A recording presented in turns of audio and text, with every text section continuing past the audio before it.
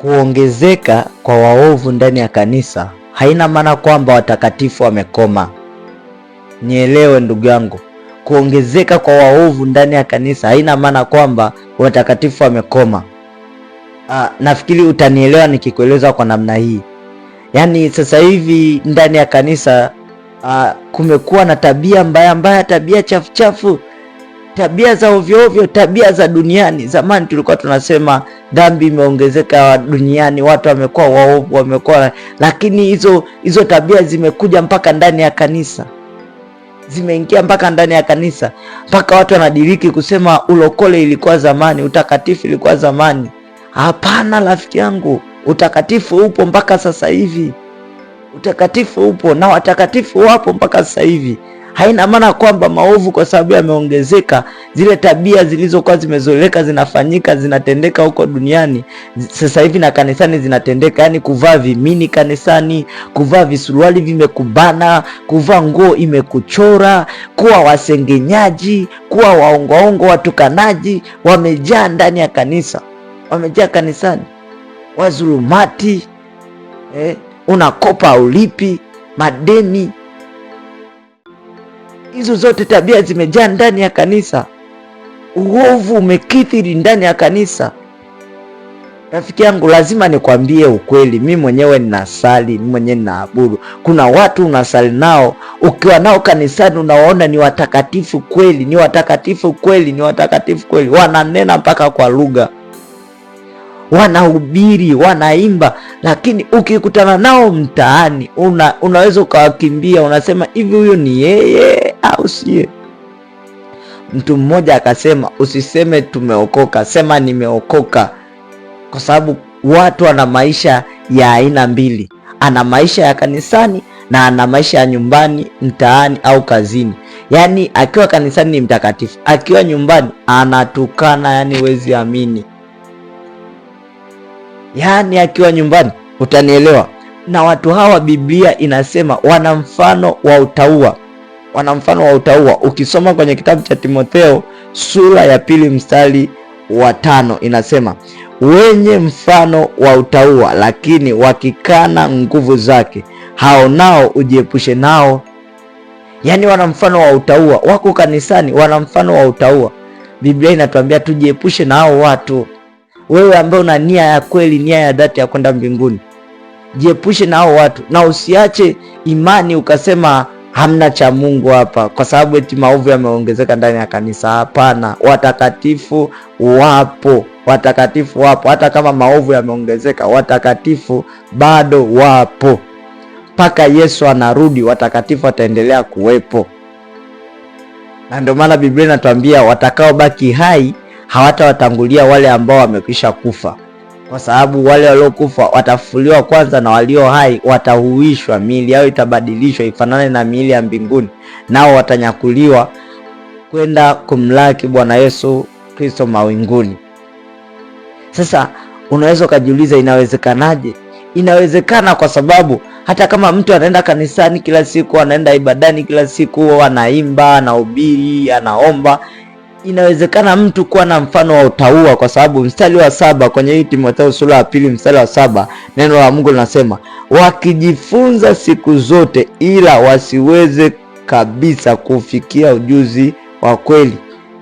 Yani anajifunza siku zote anaenda kanisani, lakini ujuzi wa kweli wa kuelewa kwamba kutukana sio vizuri, kuvaa vinguo vinavyonibana, vinavyonikamata mwili mpaka mwili unajichola, nguo za ndani zinaonekana, sio vizuri.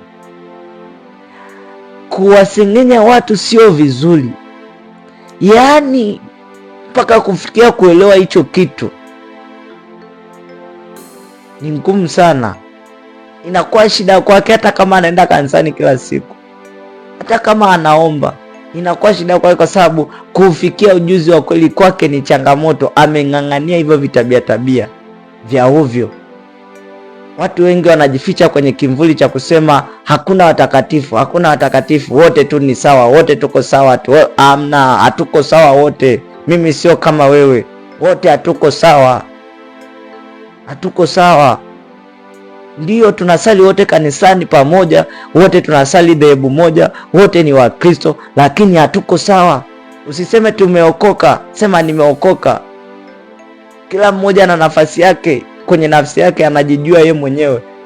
Hatutumiagi neno tumeokoka, tunatumia neno nimeokoka, kwa sababu kila mmoja anajielewa, anajifahamu. Unajijua kitabia chako hicho, unajua vitabia vyako hivyo ulivyo navyo.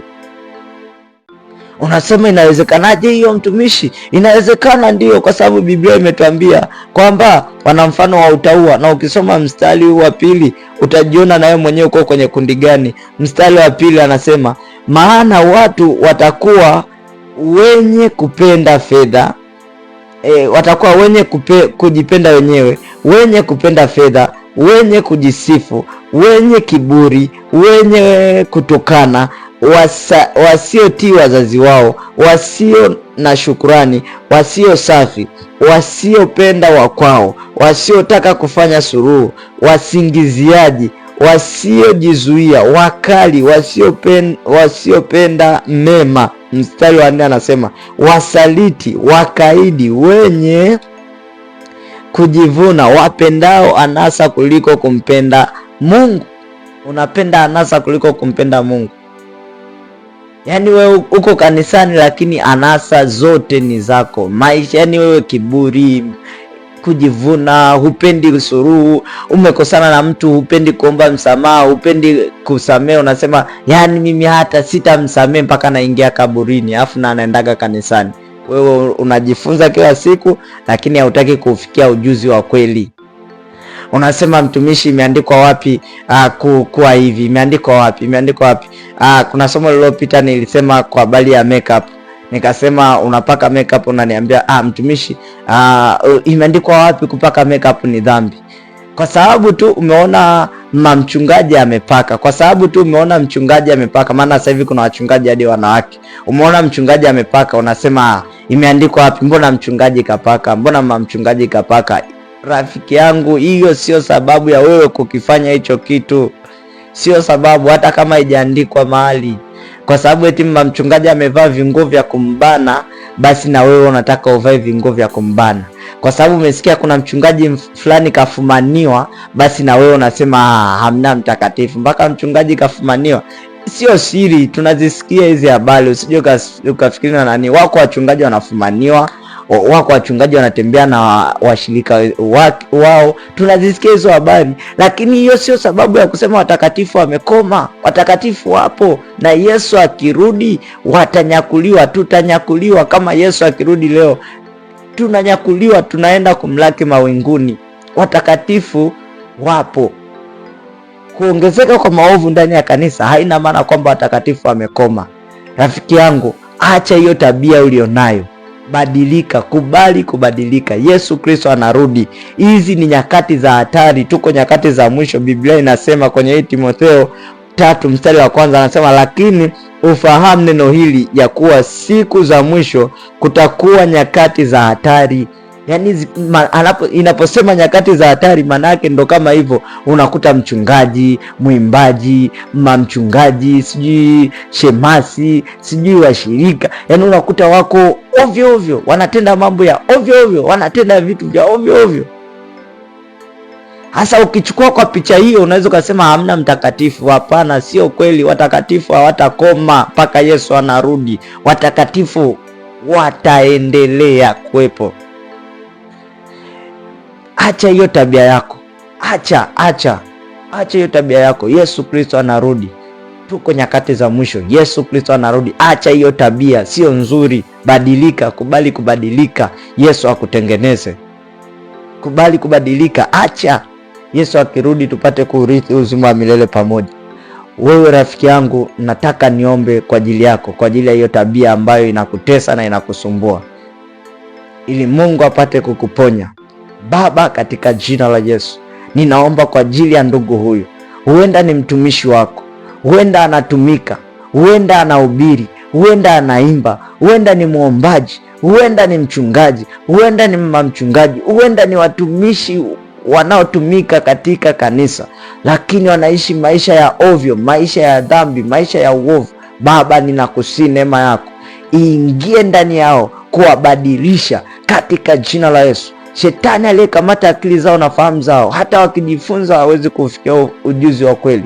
Mungu, ninaomba kaondoe kila pando lililopandwa ndani yao lisilotokana na wewe Bwana, katika jina la Yesu. Ukapate kuwaokoa, ukapate kuwaponya, ukapate kuwatakasa, ukapate kuwasamehe kwa damu ya Yesu, kwa jina la Yesu, ili utakaporudi tupate kuurithi uzima wa milele pamoja. Amen, amen.